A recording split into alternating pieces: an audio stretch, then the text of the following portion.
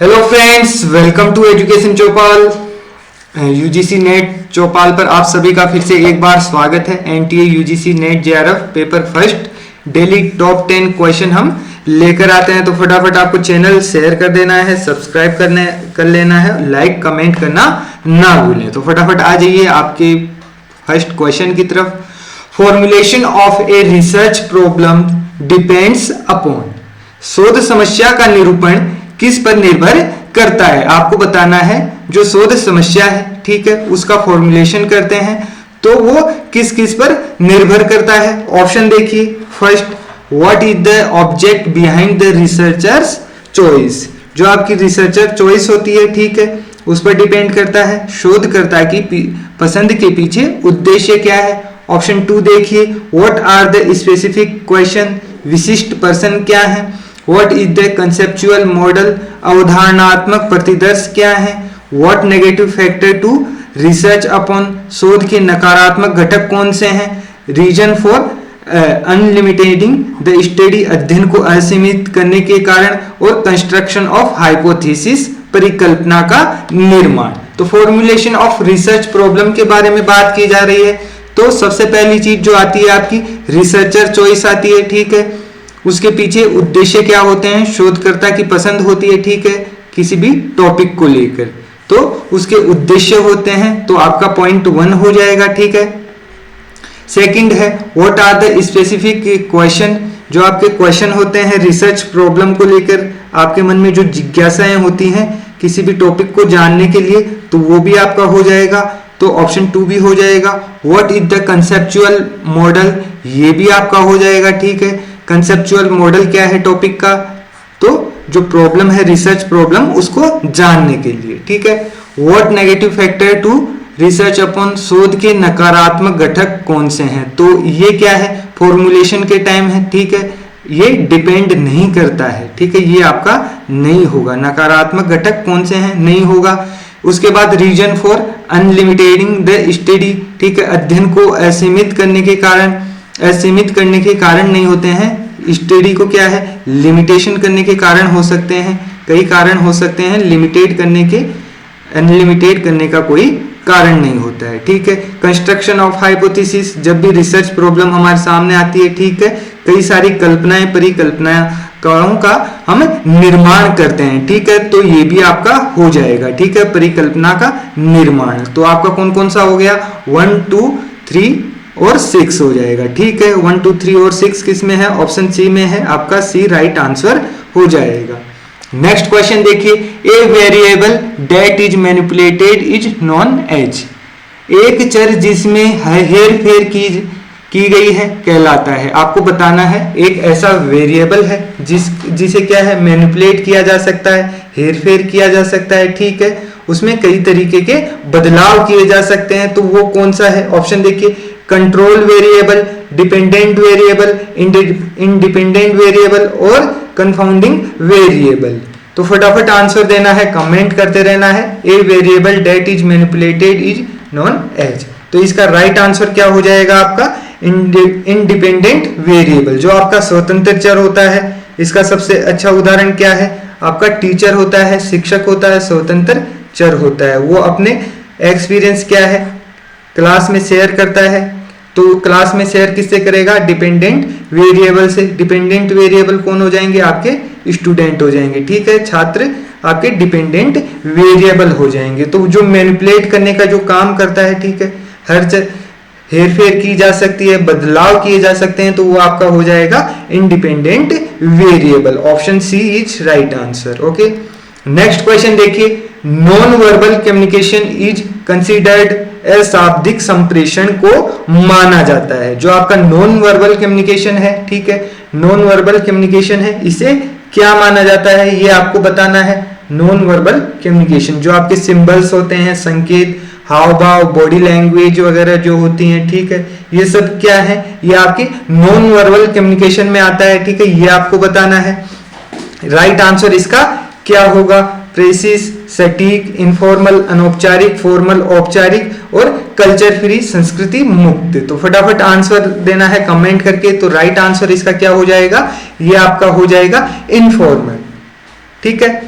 Non verbal communication है तो आपका किस में हो जाएगा, इनफॉर्मल, अनौपचारिक संप्रेषण में हो जाएगा। ठीक है, शाब्दिक जो संप्रेषण है वो अनौपचारिक में माना जाता है, अनौपचारिक कम्युनिकेशन आपका होता है। इनफॉर्मल कम्युनिकेशन होता है जिसमें संकेत होते हैं, हाव भाव वगैरह होते हैं, बॉडी लैंग्वेज होती है। ठीक है, ये सारे होते हैं। इसमें लिखित नहीं होता है, मौखिक भी नहीं होता है। ठीक है, नेक्स्ट क्वेश्चन देखिए फिर, international drinking water supply and sanitation decades was observed between, अंतर्राष्ट्रीय पेय जलापूर्ति और स्वच्छता दशक निम्नलिखित में से किस कालावधि में मनाया गया, ये आपको बताना है। किसके बारे में पूछा जा रहा है, अंतर्राष्ट्रीय पेय जलापूर्ति और स्वच्छता दशक की बात की जा रही है, तो आपको मालूम होगा। ठीक है, 1977 में, 1977 में, ठीक है, यूएन वाटर कॉन्फ्रेंस हुई थी। ठीक है, यूएन वाटर कॉन्फ्रेंस हुई थी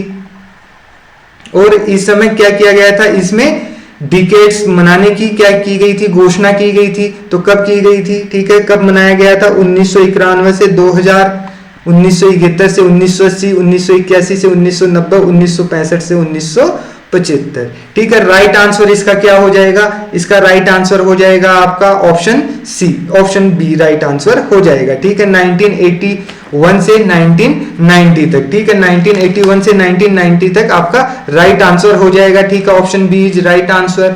ओके, नेक्स्ट क्वेश्चन देखिए, फटाफट आंसर देना है।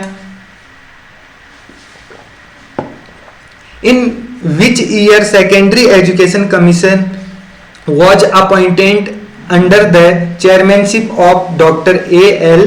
मुदालियर। ठीक है, डॉक्टर A.L. मुदालियर की अध्यक्षता में माध्यमिक शिक्षा आयोग की नियुक्ति किस वर्ष हुई थी, किस वर्ष हुई थी। देखिए, माध्यमिक शिक्षा आयोग की बात की जा रही है। ठीक है, माध्यमिक शिक्षा आयोग की बात की जा रही है, किस लिए आया था, ये आया था आपका जो सेकेंडरी एजुकेशन में प्रॉब्लम थी उनकी इंक्वायरी के लिए लाया गया था गवर्नमेंट के द्वारा। ठीक है, इसकी जो सबसे खास बात थी, आइडियल सिटीजनशिप की जो बात की गई थी, इसी में बात की गई थी आइडियल सिटीजनशिप की। ये बहुत बार पूछा जा चुका है, आइडियल सिटीजनशिप की किस आयोग ने बात की थी, तो आपका ये मुदालियर आयोग या माध्यमिक शिक्षा आयोग हो जाएगा।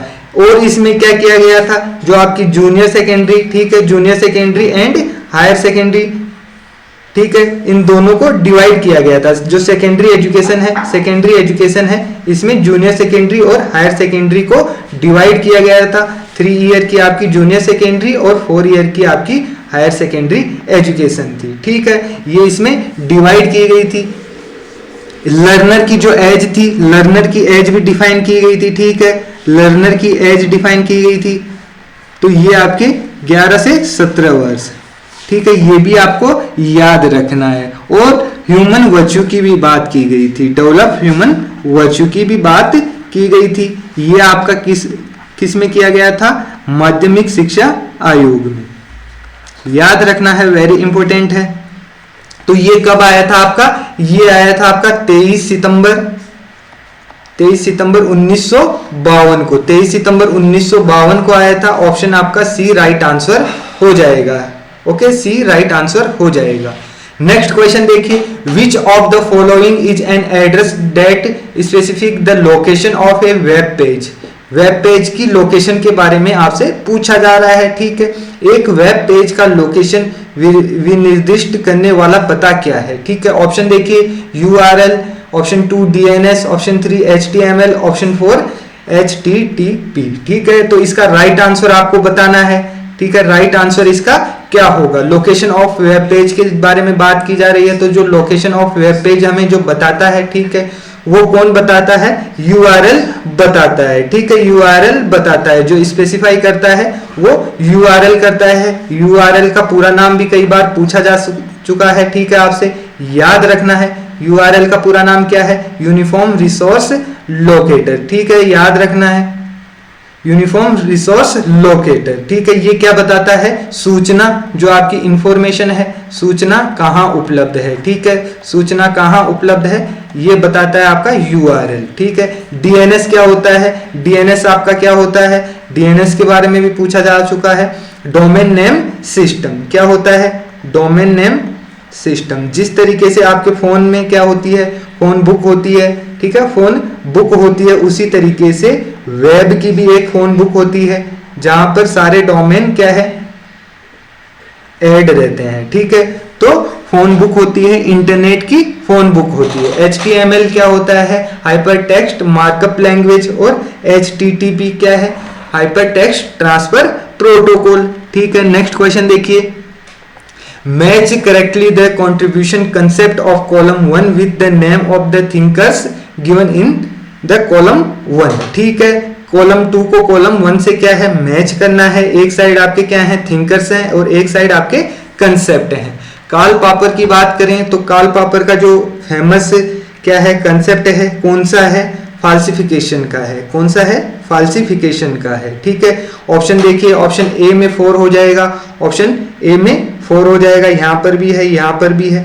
टीएस कुन की बात करें, ठीक है, किसकी, टीएस कुन की बात करें तो इन्होंने कौन सा दिया था, पैराडाइम दिया था, पैराडाइम दिया था, ठीक है, पैराडाइम दिया था, रूपावली, ठीक है, टीएस कुन का था। ऑप्शन बी में देखिए, बी में भी 3 है, और सी में भी 3 है, और डी में भी 3 है। फिर वापस देखिए, पॉल फेराबेंड की बात करें, पॉल फेराबेंड की बात करें तो इन्होंने कौन सा कंसेप्ट दिया था, पॉल फेराबेंड ने, ठीक है, विधि के प्रविरुद्ध, अगेंस्ट द मेथड की जो बात की थी वो किसने की थी, पॉल फेराबेंड ने की थी। तो ये क्या हो जाएगा, ऑप्शन सी में कौन सा हो जाएगा, सी में 2 हो जाएगा, ठीक है। तो इसका राइट आंसर आपका ऑप्शन सी हो जाएगा। और फ्रांसिस बेकन की बात करें तो आपका इंडक्टिव मेथड आ जाता है, ठीक है, इंडक्टिव मेथड आ जाता है। आगमनात्मक प्रविधि की जो बात की थी फ्रांसिस बेकन ने की थी। ऑप्शन आपका सी राइट आंसर हो जाएगा।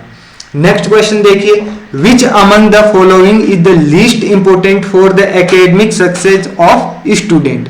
विद्यार्थियों की अकादमिक सफलता के लिए निम्नलिखित में से कौन न्यूनतम रूप में महत्वपूर्ण है। आपको बताना है विद्यार्थियों की अकादमिक जो एकेडमिक सक्सेस है इसके लिए न्यूनतम रूप में महत्वपूर्ण है, ठीक है। ऑप्शन आपके सामने है, ऑप्शन आपके सामने है। ऑप्शन देखिए, ऑप्शन क्या क्या है, संज्ञानात्मक क्षमता है, कॉग्निटिव कॉम्पिटेंस है, इमोशनल कॉम्पिटेंस है, लीगल कॉम्पिटेंस है, और सोशल कॉम्पिटेंस है।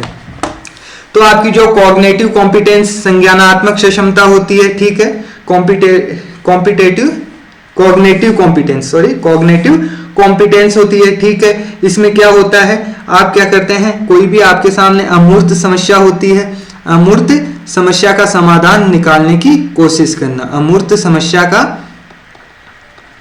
का समाधान निकालने की कोशिश करना क्या है, कॉग्निटिव हो जाएगा, आपका संज्ञानात्मक हो जाएगा। भावनात्मक में क्या है, इमोशनल कॉम्पिटेंस होता है, ठीक है, इमोशनल कॉम्पिटेंस होता है। उसमें हम क्या करते हैं, दूसरे के चेहरे की हाव भाव पढ़ने की जो हमारी कला होती है, ठीक है, दूसरे के चेहरे के जो हाव भाव है, हाव भाव पढ़ने की जो कला होती है, ठीक है, उसे हम क्या कहते हैं, इमोशनल कॉम्पिटेंस कहते हैं। लीगल कॉम्पिटेंस यहाँ पर क्या है, लिस्ट इंपोर्टेंट है, ठीक है। और सोशल कॉम्पिटेंस की बात करें, सामाजिक क्षमता की बात करें तो ये आपका क्या हो जाएगा, सोसाइटी में जो हम रिलेशन बनाते हैं अदर्स के साथ, ठीक है, तो वो आपकी क्या हो जाएगा, सोशल कॉम्पिटेंस हो जाएगा, ठीक है। तो इसका राइट आंसर क्या होगा, लीगल कॉम्पिटेंस हो जाएगा, ठीक है। एकेडमिक सक्सेस की बात की जा रही है तो सबका इंपॉर्टेंट रोल हो जाएगा, कॉग्निटिव, इमोशनल और सोशल। लीगल का यहाँ पर कोई रोल नहीं है या न के बराबर रोल होगा, ठीक है। ऑप्शन सी आपका राइट आंसर हो जाएगा। इसके अलावा भी अगर आपसे पूछा जा सकता है तो स्कूल एनवायरनमेंट आपका हो जाएगा, फैमिली बैकग्राउंड हो जाएगा, सोशियो इको कॉम्पिटेंस हो जाएगा, ठीक है, एजुकेशनल फैसिलिटीज हो जाएगा। तो ये सारे कॉम्पिटेंस आपको ध्यान रखने हैं, ठीक है। नेक्स्ट क्वेश्चन देखिए, identify the technical term use to describe body language from the following. निम्नलिखित में से आंगिक भाषा को वर्णित करने के लिए प्रयुक्त तकनीकी शब्द की पहचान कीजिए। आपको बताना है, आइडेंटिफाई करना है, टेक्निकल टर्म आपके सामने है, ठीक है, चारों टेक्निकल टर्म है, इनमें से आपको बताना है बॉडी लैंग्वेज से संबंधित टेक्निकल टर्म कौन सी है, ठीक है। ऑप्शन देखिए, प्रोमिसिक्स, ठीक है, क्रोनिसिस, काइनेसिस और हेप्टिक्स, ठीक है। फटाफट आंसर देना है, कौन कौन सी है। आपके सामने सारी दी हुई है, फटाफट आंसर देना है। बॉडी लैंग्वेज की बात की जा रही है, ठीक है, बॉडी लैंग्वेज की बात की जा रही है। प्रोमिक्सेस, ठीक है, तो इसमें क्या हो जाएगा, डिस्टेंस की बात होगी, दो लोगों के बीच बातचीत करने का जो तरीका होता है किस तरीके से होता है, फ्रेंड्स में किस तरीके से होता है, स्टूडेंट टीचर में किस तरीके से होता है, तो ये आपका होगा नहीं, ठीक है। फिर दूसरा आपका कौन सा है, क्रोनिमिक्स, ठीक है। क्रोनिमिक्स में क्या हो जाएगा, क्रोनिमिक्स में आपका समय की स्टडी हो जाएगी, ठीक है, टाइम ऑफ स्टडी हो जाएगी, इसमें टाइम की स्टडी हो जाएगी। काइनेसिस में बात की जाए तो काइनेसिस आपका क्या है, बॉडी लैंग्वेज से संबंधित है, ठीक है। आपका आई कांटेक्ट हो गया, टच, आपका आई कांटेक्ट हो जाएगा, बॉडी की जो भी हाव भाव हैं वो सारे इसमें आ जाएंगे, ठीक है। हैप्टिक्स की बात करें, हैप्टिक्स आपका क्या हो जाएगा, हैप्टिक्स में आप टच वगैरह की जो बात करते हैं, गुड टच, बैड टच, ये आपका हैप्टिक्स में आ जाएगा, ठीक है। तो ये आपका राइट आंसर काइनेसिस हो जाएगा, option C is right answer. Body language की बात की जा रही है तो काइनेसिस इसका राइट आंसर हो जाएगा। नेक्स्ट देखिए, match of the following national coordinators of स्वयं, list 1 with their distinguishing programme, list 2 स्वयं के निम्नलिखित राष्ट्रीय समन्वयक सूची 1 का उनके विशिष्ट कार्यक्रमों सूची 2 में सुमेलित कीजिए। लिस्ट 1 है, उसे लिस्ट 2 के साथ क्या है, मैच करना है। अब देखिए ऑप्शन क्या क्या है, NPTEL है, NPTEL है, CEC है, NCERT, NIOS है और NIRRR है, TTR है, ठीक है। तो ये हो जाएगा, अब इन्हें मैच करना है। तो NPTEL की बात करें, NPTEL, ठीक है, अब यांत्रिकी से संबंधित है, इंजीनियरिंग प्रोग्राम से संबंधित है, आपका ऑप्शन ए में 2 हो जाएगा, ठीक है। CEC की बात करें, CEC UGC का एक प्रोग्राम है, ठीक है, ये चैनल भी है, आप देख सकते हैं डीडी ये डिश टीवी पर आप देख सकते हैं CEC प्रोग्राम चलते हैं, ठीक है। तो CEC किसके लिए है, अंडर ग्रेजुएट एजुकेशन के लिए, किसके लिए है, अंडर ग्रेजुएट एजुकेशन के लिए आपका कौन सा हो जाएगा, CEC हो जाएगा। NCERT और NIOS की बात करें, ठीक है, ये जो आपके बोर्ड हैं ये स्कूल एजुकेशन से संबंधित हैं, और NIRRR किससे संबंधित हो जाएगा, टीचर ट्रेनिंग प्रोग्राम से, ठीक है। तो इसका राइट आंसर आपका क्या होगा, ए में 2 है, तो ए में 2 है, ठीक है, बी में 4 है, बी में 4 है, सी में 1 है और डी में 3 है, ठीक है। तो ये आपका राइट आंसर ऑप्शन बी हो जाएगा, ठीक है। स्वयं का देखिए, इसके जो 9 नेशनल कोऑर्डिनेटर है, कितने हैं, 9 नेशनल कोऑर्डिनेटर है, कौन कौन से हैं, AICTE है, CEC है, IGNOU है, IIMB है, NCERT है, NIOS है, NIRRR है, NPTEL है और UGC है, ठीक है। तो ये इसके क्या है, ये इसके 9 नेशनल कोऑर्डिनेटर हैं। आपको मालूम भी होगा इसका पूरा नाम क्या है, पूरा नाम क्या है, तो इसका पूरा नाम भी कई बार पूछा जा चुका है, याद रखना है, study waves of active learning for young aspiring minds, ठीक है, ये इसका पूरा नाम हो जाएगा, ठीक है, ये इसका पूरा नाम है। और ये किस क्लास के लिए है, तो 9th से बात करें, 9th से PG तक, ठीक है, 9th से PG तक इसके जो 3 स्लोगन हैं, anywhere, anyone, anywhere, any time, आप कहीं से भी कभी भी पढ़ सकते हैं, ठीक है।